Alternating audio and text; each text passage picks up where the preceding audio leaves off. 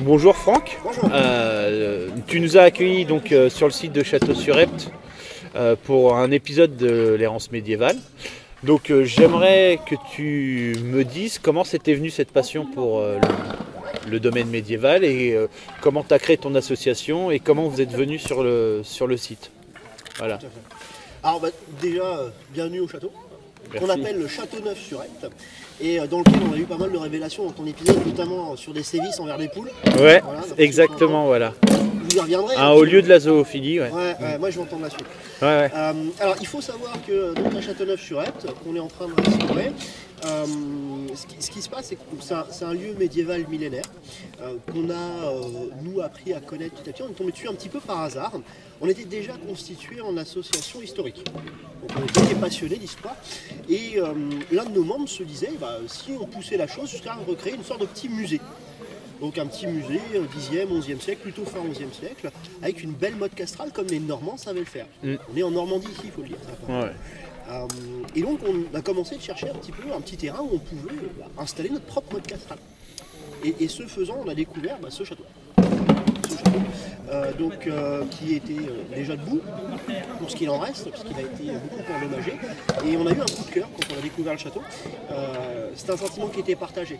Donc on est tombé amoureux du lieu d'un côté, mais de l'autre, on a vraiment été écœuré par l'état de délabrement et d'abandon, de déshérence en fait, dans lequel il avait été laissé. Ses anciens propriétaires l'ont laissé mourir, littéralement. Il était envahi par la végétation. Moi je me souviens, la première fois que je suis venu ici, là, je suppose qu'on va pouvoir voir la porte. Ouais, mais je pense qu'on mettra des images où on a filmé un peu. Bon. Quand je suis venu ici la première fois, c'était une forêt. Ouais. C'était littéralement une forêt, on ne voyait pas le pigeonnier, on ne voyait pas la porte, il fallait se frayer un chemin à la machette, tout était laissé tel quel en train de pourrir littéralement sur place. Et donc on s'est mobilisé avec quelques bénévoles qui étaient déjà là avant nous, avec les membres de l'association. On a lancé des appels pour que tout un chacun puisse venir nous aider. L'idée est déjà d'enlever toute la végétation qui est en train de faire le château, de le rendre visible, de voir ce qui ne va pas, les différents désordres au niveau des maçonneries médiévales, pour le restaurer.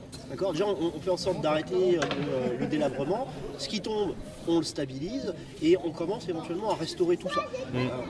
Et également, on a un grand projet de centre culturel de notre côté, où on voudrait pouvoir faire revivre le château. Donc là, par exemple, on a des pécores qui se tapent dessus. Ouais, totalement, ouais, je vois ça. Ouais. Allez, tapez-vous dessus, les mecs! Allez. Donc des peignes cul, apparemment. Voilà, des peignes cul, c'est exactement ça. Voilà, ils ont pas mal, ils continuent. Ouais. Ils font semblant. Mais non, c'est un des petits aperçus qu'on pourra avoir un centre culturel. Alors bien évidemment, il n'y a pas que le combat, il y a tout ce qui est l'aspect, la vie culturelle, l'organisation sociale, le commerce, les facteurs économiques, les facteurs, etc., etc. Vraiment recréer un pôle de vie médiéval ici pour que les gens puissent apprendre, s'imprégner de leur histoire, apprendre, découvrir les anciens métiers, les anciennes coutumes, les anciennes mentalités, etc. Et peut-être gagner une petite dose d'humilité. On se rend compte quand on étudie le Moyen-Âge qu'on n'a pas inventé grand-chose. Ouais. Et donc comment c'était venu cette passion pour le domaine médiéval, quoi, cette partie de l'histoire qui est le Moyen-Âge? C'est une grande question. Ouais. Je crois qu'un petit peu comme beaucoup de monde, je me suis souvent imaginé en train de fantasmer avec une armure pro chevalier, tout ça, en train de chevaucher le dragon. Ouais. Voilà, exactement. Bon, c'était avant Game of Thrones. Ouais. Non, mais t'es bercé quand tu grandis depuis tout petit avec ces contes de chevaliers en armure. Et puis moi, j'étais beaucoup au niveau de la littérature médiévale, Chrétien de Troyes, Marie de France, les contes des chevaliers de la table ronde, avec justement tous les hauts faits d'armes de ces gens-là qui aspiraient à un état de bienveillement, de gentilhomme extraordinaire, servir, protéger, justement ne pas avoir peur du danger, y aller. Bon, ils étaient blindés les mecs aussi. Ouais. Voilà. Mais c'était un petit peu peut-être ce rêve du chevalier. Ouais. D'accord, ok. Et ça fait depuis combien de temps que vous êtes ici alors, avec ton association?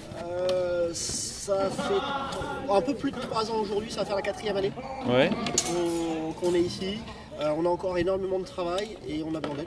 Ouais. On a besoin de compétences, on a besoin d'argent, on a besoin de charpentiers, maçons, de couvreurs, de tout ce qu'on peut avoir, des géomètres, des architectes, ou même des gens qui ont deux mains gauches. Ouais. Il y a des gens, ils ont deux mains gauches, ils ont deux pieds gauches, là-bas, un petit peu par ici aussi. Enfin, lui, il n'arrive même pas à dégainer son arbre. Bon, voilà quoi. Ouais. C'est pas évident hein, non plus. Ouais. Là, voilà. Mais vraiment, toutes les bonnes volontés sont à prendre. Donc, on organise des séances d'entretien quasiment tous les week-ends, sauf pendant l'hiver. Ouais. Généralement, c'est un peu frais. On veut faire également des camps chantiers pendant l'été, sur une semaine, sur 2 semaines, sur plus longtemps.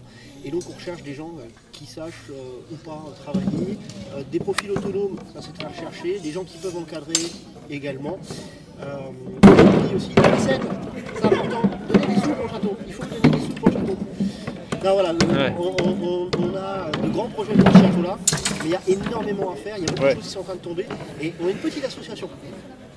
On a beaucoup de volonté, on a beaucoup de motivation, mais on n'a pas beaucoup de moyens. Et quand on a un morceau du tour qui va tomber, par exemple, on ne sait pas faire, on n'a pas la capacité. Et donc ça veut dire que ce sont des études, c'est de la maîtrise d'œuvre, c'est de la maîtrise d'ouvrage, c'est de l'argent qu'il faut sortir. Et donc là-dessus, voilà, on fait des appels à donateurs parce qu'on a besoin d'argent pour faire marcher les projets. Et donc là, imaginons jusqu'à la fin des travaux, vous en aurez pour combien de temps à peu près? Normalement. À la fin des travaux? Ouais. Allez, optimiste 15 ans. 15 ans. Réaliste 25. Ouais.